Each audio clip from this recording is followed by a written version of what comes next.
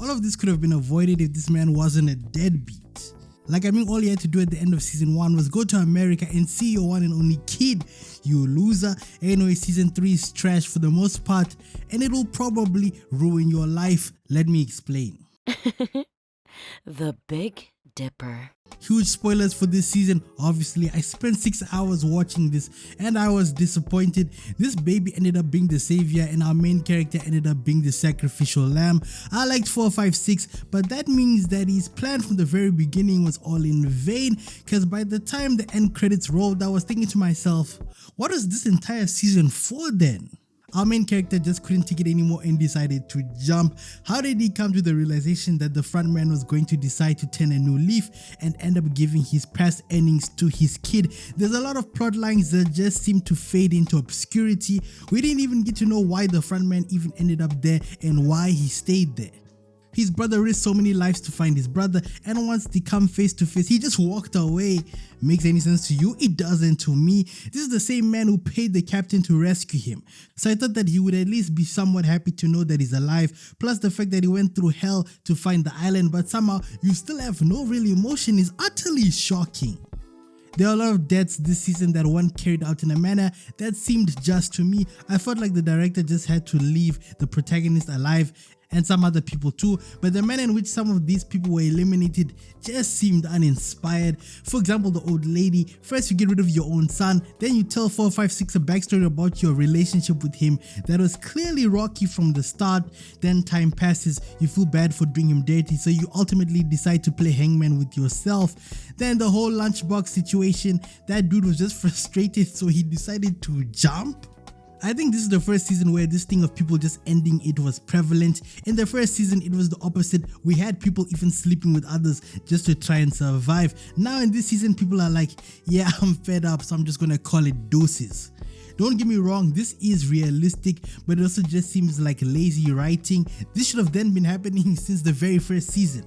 This whole arc of the captain in finding the island seemed pretty redundant to me. He was a traitor, that was obvious from the start, but now I wanted to know, why was he in the photo frame with the recruiter? I wanted to know more, like, did these guys go drinking on Fridays or what? Were they lovers at one point? Like, tell me the tea, man.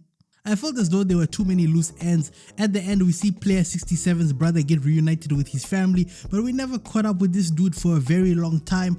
The entire point of this being shown is just to emphasize that our main character's wishes came to fruition. But him jumping to his doom literally proves that everything was meaningless. Wasn't his whole mission statement to play hero, not see his kid, and to rescue hundreds of people? All those people ended up dead and now his kid resents him. At least his child is a millionaire by the series finale. It's just sad that she'll never know how much of a good person he actually was. It's also ironic how the trans character ended up being one of the best characters this season. I don't know if that was intentional or not. I like this shot of her against the wall with the rainbow. I'm sure some of you didn't catch that symbolism. Well, I did. Okay, I'm still fixated on this baby.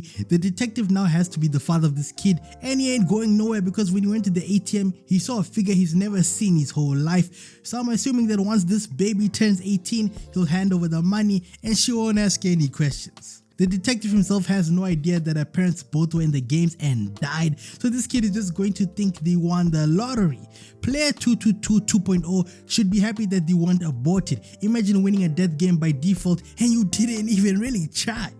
Perhaps that's supposed to be a metaphor for how life isn't fair and how some people get more without much effort and some people like 456 have to go through trials and tribulations and arm wrestle with the universe in order to survive. How did y'all feel about dead people coming back? Those flashbacks and hallucinations made me feel some type of way. Throughout this season, it almost seemed as though the main character was going to slip to the dark side. He has a meeting with the frontman who tells him that, yo, you better take that knife and slit these guys, because if you don't, during the next game, everyone is going to come for you. You will be the target. He eventually stops because he sees Player 67 tell him that that isn't his nature. Even earlier during hide and seek, he couldn't push the blade deep into that fake marine's chest. Instead, he cut off his breathing by choking him until he met his maker. Then there was the druggy seeing Thanos, and even in the afterlife, he's tormenting players still. Imagine being so high that you can see dead people and you allow your brain to make a dead person bully you. I felt no sympathy for him when he was eliminated. What a loser.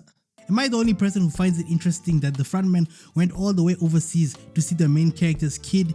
It was a nice callback from the earlier season. You remember how when 456 was on the phone with the frontman told him to board the plane and go to America. Now it's come full circle because he's at the kid's doorstep like, your dad is dead, but here's his stuff, have a nice life. Lastly, the North Korean. Oh man, that plot with that guard who wanted to see her kid kinda pissed me off. Once the game completes, she returns back to her former place of employment. She meets the player, the one she saved, and he's on some, do I know you from somewhere? Like bruh.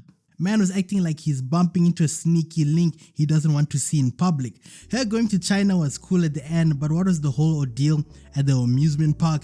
Yeah, I'm happy his kid is now better, but the whole storyline just seemed weak as fuck.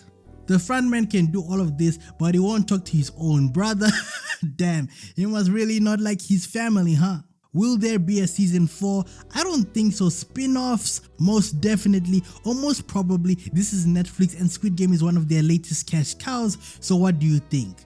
Player 456, all this heroism you were doing was nice, you got a little kick from being the hero, but this doesn't excuse the fact that you're one of the worst fathers in all of fiction. You came out of Squid Game alive in the first season and your mom died. During your re-entry into the game, your friend from when you were broke and in the trenches also died. Yet you kept saying, stick with me and you'll be fine. Like really?